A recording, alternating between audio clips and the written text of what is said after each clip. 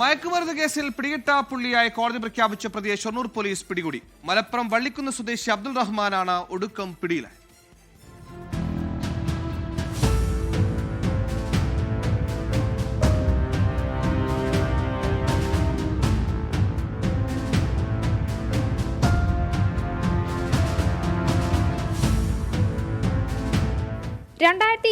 October 15 രാത്രി 9 മണിയോടെയാണ് തമിഴ്നാട് രജിസ്ട്രേഷനുള്ള ഇരുചക്ര വാഹനത്തിലെത്തിയ പ്രതി വാടാനാംകുറിശ്ശിക്ക് സമീപത്തുള്ള സ്വകാര്യ സ്ഥാപനത്തിന് മുന്നിൽ സംശയാസ്പദമായി നിൽക്കുന്നത് പോലീസ് കണ്ടത്.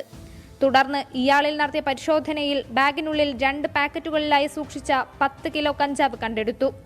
പോലീസ് അന്ന് പ്രതിയെ അറസ്റ്റ് ചെയ്ത് കോടതിയിൽ ഹാജരാക്കി റിമാൻഡ് ചെയ്തു. എന്നാൽ പിന്നീട് ജാമ്യത്തിലിറങ്ങി മുങ്ങിയ പ്രതി കോടതിയിൽ ഹാജരാകാതായതോടെ പിടികിട്ടാപ്പുള്ളിയായി പ്രഖ്യാപിച്ചു.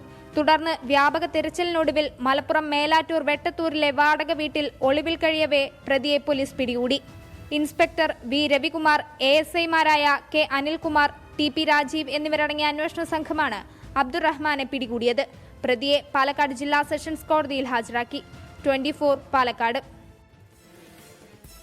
ലോകത്തെവിടെയായാലും ഏത് സമയത്തും 24 വാർത്തകളും ഓഗ്മെന്റഡ് റിയാലിറ്റി പാക്കേജുകളും എക്സ്പ്ലെയിനറുകളും വിശദമായി കാണാൻ ഞങ്ങളുടെ യൂട്യൂബ് ചാനൽ നിങ്ങൾക്ക് സബ്സ്ക്രൈബ് ചെയ്യാം.